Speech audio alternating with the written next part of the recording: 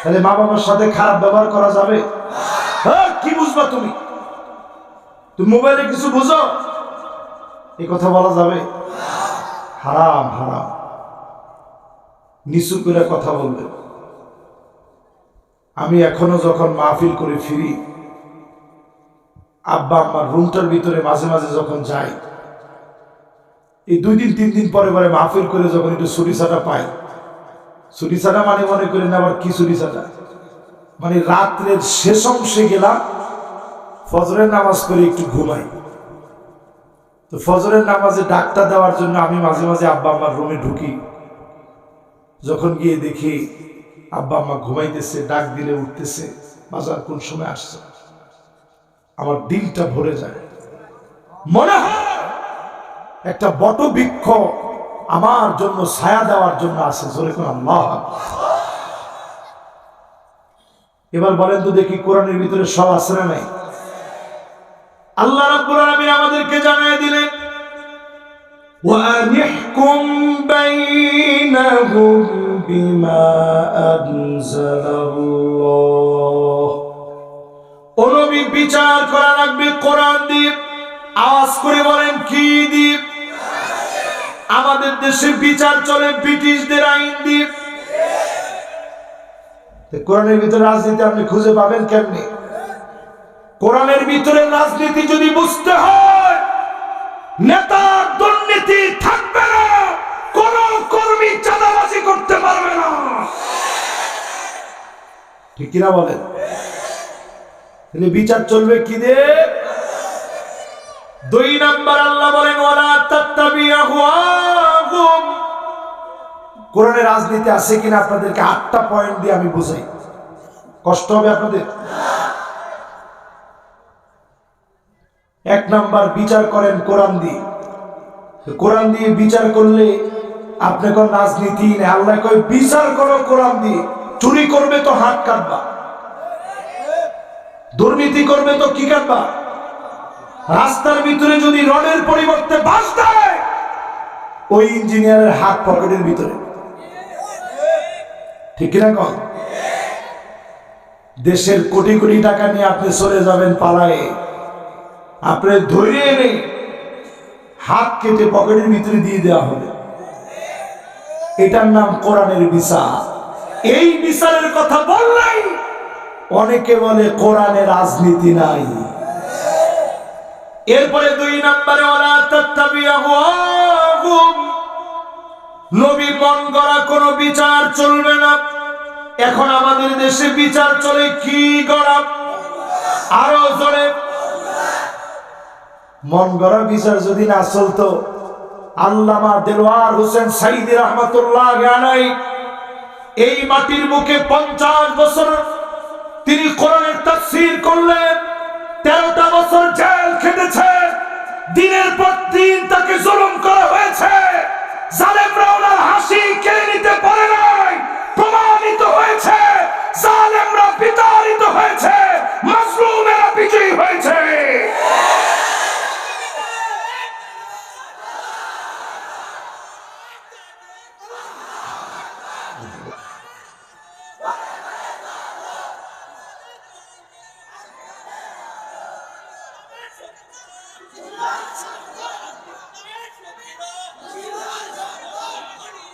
এই যে কথাটা বলার পরেই আপনাদের ভিতরে একটা আগুন জ্বলে গেছে না? কিন্তু দেখেন, তারা শুধুই নামটাকে মুছে দেওয়ার জন্য কোটি কোটি টাকা খরচ করছে, কিন্তু তোমাদের নামগুলো সব মুছে গেছে। আল্লামা সাইদির নাম মুছে দিতে পারো না। বিচারপতি মানিককারে কলা পাতার মধ্যে মানুষের শোয়াইছে। দেখে আমার কাছে এত অসহায় লাগছে, বুকটা উঠায় দেখাইছে আমি অসুস্থ মানুষ। গলার মধ্যে টান মেরে ধরছে, ধরে কইছে তুই মানিক কানা? সে বিচারপতি বলার কথা ভুলে গেছে। সে কয়, হ আমি মানিক কানা। দেখছেন না আপনারা? পরের দিন তারে এমন নাস্তা খাওয়াইছে, যদি পাবনাই হইতো নাস্তাটার পরিমাণ আরেকটু বেশি হতো। ঠিক না? কম প্রমাণিত হয়ে গেছে। মন গড়া বিচারপতিদের বিচার বাংলার জনগণ দেখতে চায় না। তাহলে আপনি রাজনীতি পান না মানে?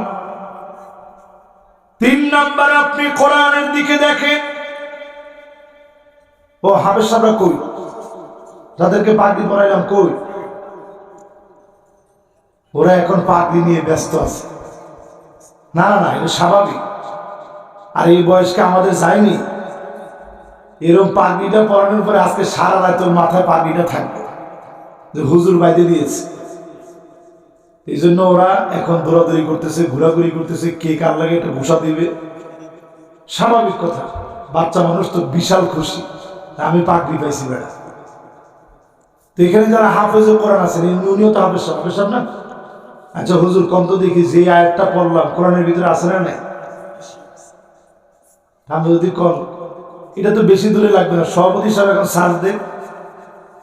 সূরা মায়েদা 49 নং আয়াতে কারিমা আল্লাহ তাআলা বলছেন, নবী ওয়াহদারুহুম, সতর্ক থাকা লাগবে, আইয়াফতিনুকা আন বাদি মা আনজালাল্লাহু ইলাইক, কাফেররা যেন কিছু ঢুকায় দিতে না পারে।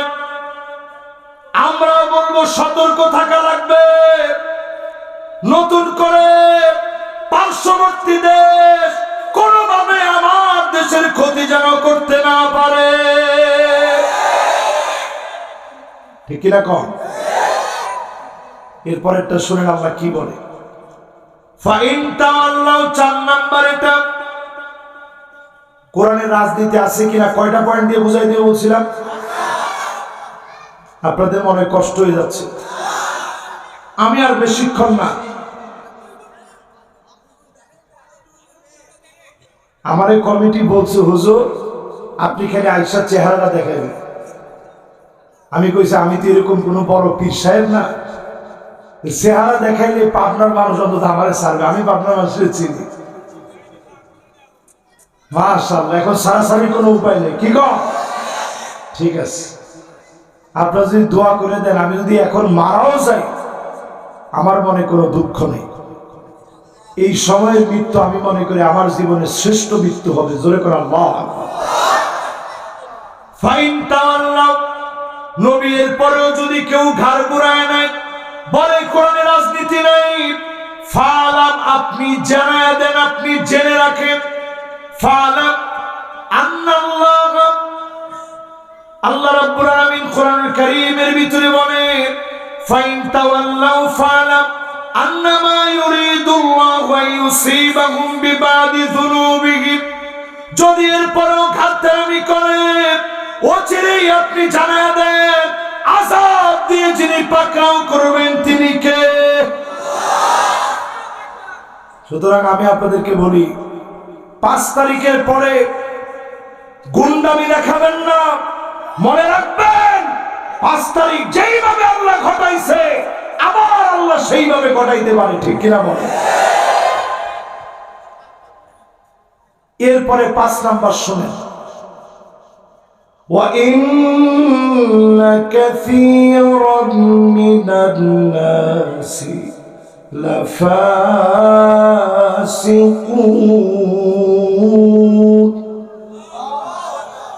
আল্লাহ বলেন নিশ্চয় অধিকাংশ লোকেরা হবে ফাসিক।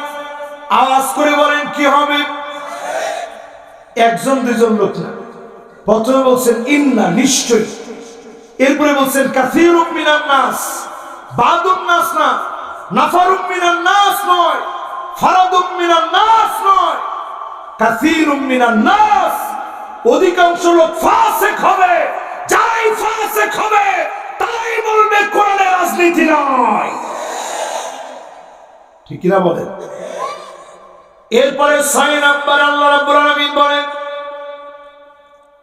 আফা হুকমাল জাহিলিয়াতি ইয়াবগুন, ও নবী এত কিছুর পরেও লোকেরা কি জাহিলিয়াতের দিকে চলে যাবে? আজকেও আমি দেখলাম ছোট ছোট 2 জন বাচ্চা, আমি যখন মাহফিলে আসতেছি স্লোগান দিয়েছে জয় বাংলা। না না না, জয় বাংলা স্লোগান দিলে আমার কোনো অসুবিধা নেই।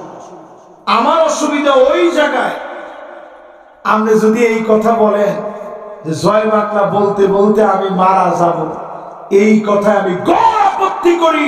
জয় বাংলা বলে আমি মরতে চাই না, লা ইলাহা ইল্লাল্লাহ বলে মরতে চাই।